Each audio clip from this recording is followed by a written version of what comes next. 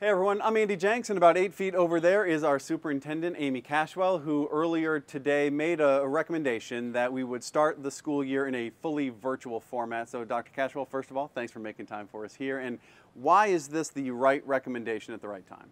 Thanks, Andy. Well, I think it's no surprise to anyone who's been following our journey to reopening our schools since we closed in March that we have spent a tremendous amount of time looking at every angle, sorting through all of the recommendations that have come from local officials, health officials, our Virginia Department of Education, and thinking about any way we can to get our students back into our buildings in person. And so that work, coupled with the feedback we've received from both staff and our families and the community, have led us to this recommendation, which is, again, as you stated, to begin the year virtually. And we're talking about beginning the year, in other words, the first 9 weeks or the first quarter. And what is the difference between what we're planning and what people might be accustomed to? In other words, this is not the emergency learning that people might be familiar with. That's right. What folks remember from March was emergency closure virtual learning. And so that kind of virtual learning was focused on a lot of flexibility in a newly emerged crisis, both for our staff and our students, and really focusing on closing the school year out for those who were needing course credits and graduating, and just keeping that active learning going. What we'd be beginning the school year with this virtual learning plan for the new school year would be something that very much mirrors the regular school day. So students would expect that attendance would be taken, that assignments will be graded, that they would have regular daily interaction that mirrors the schedule they would have had in the school day. So for an elementary student, they may be beginning their day with a morning meeting with their teacher virtually online, and then digging into all the content areas.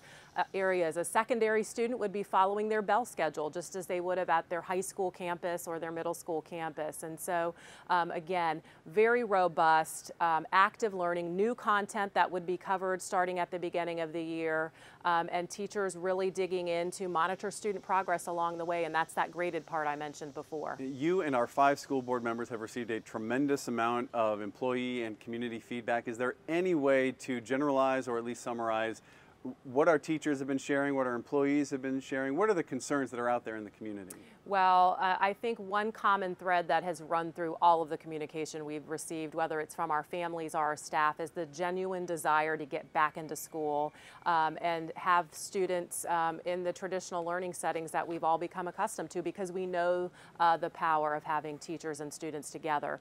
But the overwhelming sentiment from our staff has been concern related to safety of their students and their own safety and staff safety. The staff of adults who care for our students in our buildings every day. And while certainly we're eyeing all of the mitigation strategies that are out there for health and safety, there are a number of challenges with actually implementing those in our classroom settings. And so a number of the concerns have really centered around that. And you mentioned in today's message that a recommendation to go virtual for the first 9 weeks still brings tremendous challenges. So what kind of challenges, and how do we work together to overcome those? Yeah, I think there are any number of challenges. The comfort level, both for staff and students, with the virtual format, and making sure they understand how to maximize that and know what to expect. So we're going to be working hard to prepare both our parents who are supporting their learners, our students, and our staff to really get the most out of that format. We know that childcare is a tremendous challenge for working families and scheduling that. So if there's not perhaps a parent or adult able to monitor the student who's learning virtually at home, what does that look like? How can we leverage community partners to assist with that? We know access is still an issue when it comes to internet for some of our families, and while we've worked hard to identify those needs across the community, and we've heard from many families who have that need, and we've filled that gap, we're going to keep asking who may have a need and they may not have in the spring, but they do now, knowing that this is graded, this is required work, and we're prepared to provide those Wi-Fi hotspots to families who need it so that they can access the learning. And ultimately, we all share a common goal, which is to have our students back in school in person 5 days a week. What do you think is going to need to happen over the next several weeks in order for us to get comfortable making that recommendation at some point down the road? Andy, you are so right. I think there's nothing we want more, and we have that shared goal of getting our students back in person 5 days. I think there are a number of things that will need to coincide. One, I think we're going to need to see the health data in Virginia trend where it was when phase 3 first began. So there was so much hope, I think, in the community and with our school staff team when those recommendations came out and we saw cases declining and we were entering phase 3, and there was confidence that we'd be able to implement some of those recommendations in a manner where staff and students still felt a high level of confidence with safety. As we've seen the cases grow in the state of Virginia, and particularly around our region, that's caused stress and anxiety for our families and for our staff about how well we'd actually be able to manage those health concerns in our school buildings, which are hundreds of folks, even in a hybrid schedule, coming together in one place at one time on a daily basis.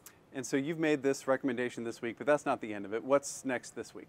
Well, certainly staff and I have prepared a presentation for our school board on Thursday that covers this recommendation fully, as well as all of the angles we've been looking at and examining related to reopening our schools. And so we'll expect a vote from our school board on Thursday. All right, Dr. Cashwell, thanks very much. And thanks to you. those who are watching at home. Keep it on our social media pages for more information throughout the week, and we will talk to you again soon.